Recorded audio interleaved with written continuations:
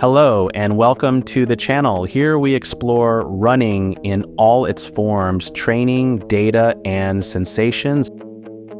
I'll share some of my workouts to show you the path I'm following, my progress, and for those who are curious to really dive into how I train and how with simple but targeted workouts, it's possible to truly improve over time. The subtitle of the channel is "They're Just Numbers."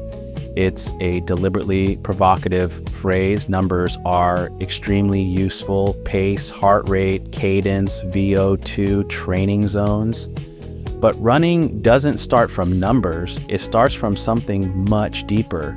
It comes from sensations, emotions, and the reason why someone decides to run. Some people run to feel better mentally, some to meditate, some to lose weight, some to release stress after a difficult day.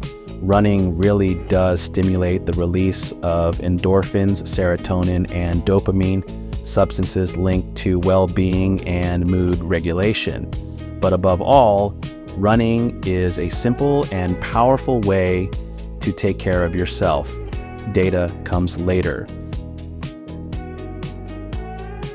It's for those who want to explore the science of training, for people like me who are fascinated by understanding what actually happens in the body during a workout, how the heart reacts, how muscles adapt, how breathing changes, and how, workout after workout, the body becomes more efficient. Today, I'm sharing my long run with you. Today's workout is a 19-kilometer easy long run, part of my preparation for a half marathon in about 7 weeks. If you're interested, I can also share my training plans and explain in more detail how I'm building this preparation. Today's long run takes place on a really beautiful route in Rome. It starts in the EUR district in the south of the city. In the description, you'll find all the details of the route, and over time, I'll add many more because one of the goals of this channel is to share running in every aspect, workouts, data, but also beautiful places to run. If you have other routes to suggest, I'd be very happy to try them.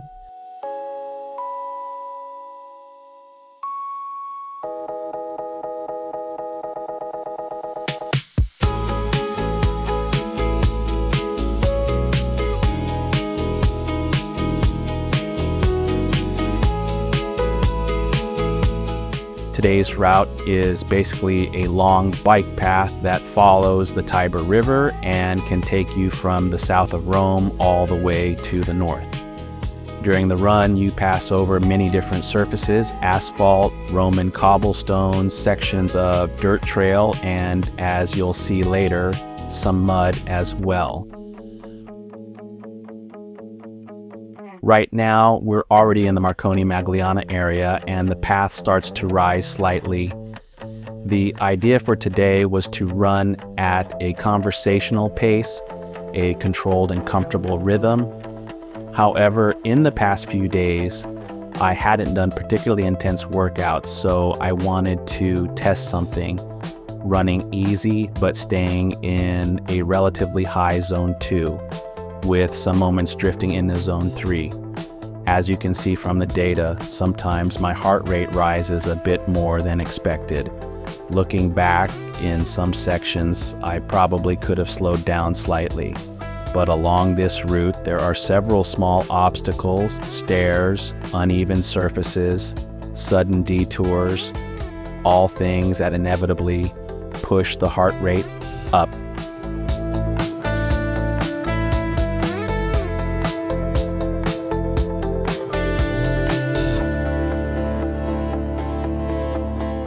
Here we're going down to the Lungo Tiber, one of the longest and most loved running paths in Rome. No traffic lights, continuous rhythm, and a really unique view.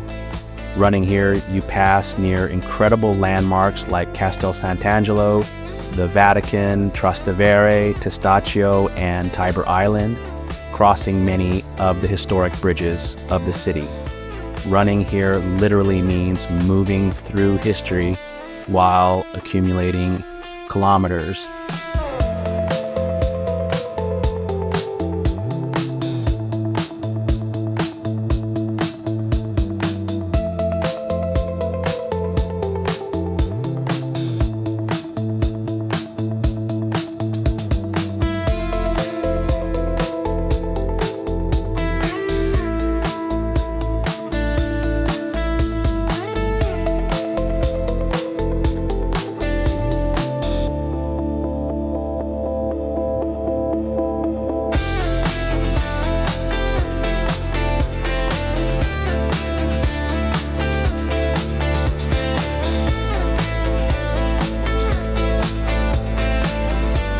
Unfortunately, during winter, the Tiber often rises, and when the water goes down, it leaves mud and debris behind, and that's exactly what happened here.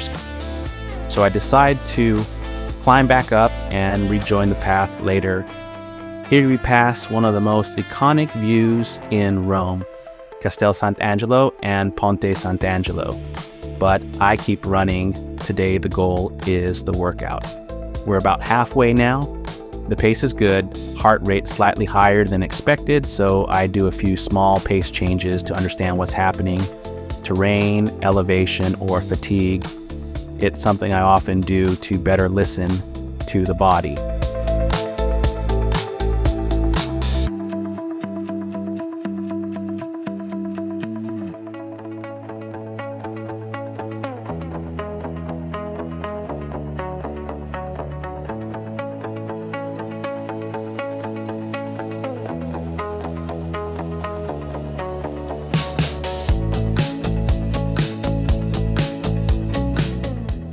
Here we arrive in the Stadio Olimpico area. There's a big event today, Italy versus England in the Six Nations. The atmosphere completely changes, fans, chants, flags everywhere. Italy wins, and you can really feel the energy of the city.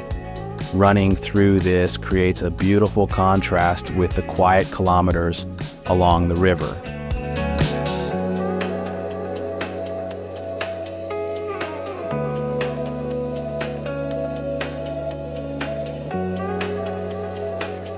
At kilometer 14, I take my gel, about 20 grams of carbohydrates to maintain energy and delay fatigue.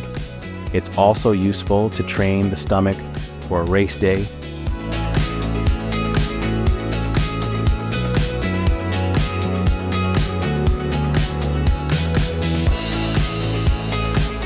Here we're at Ponte Milvio, one of the liveliest areas of the city.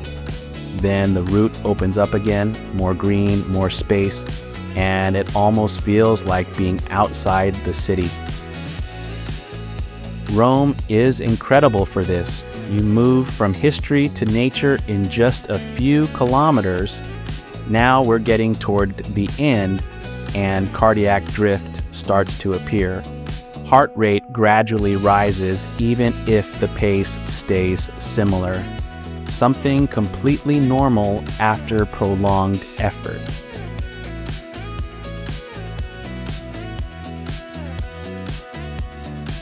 Here I probably could have slowed down a bit because long runs are not about pushing, but about staying controlled and efficient.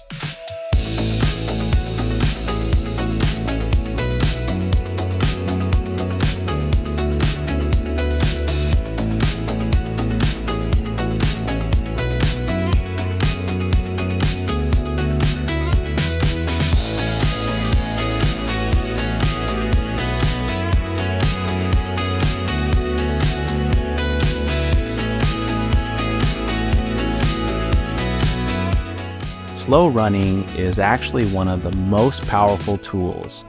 It builds aerobic capacity, improves efficiency, and allows you to accumulate volume without overload. Workout finished, distance completed, pace controlled, heart rate slightly higher at times, but overall a solid run.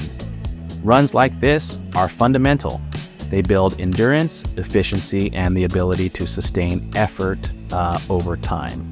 Step by step, the body adapts, and over the weeks, you run longer and faster with the same effort. Another step forward on the path. See you in the next workout.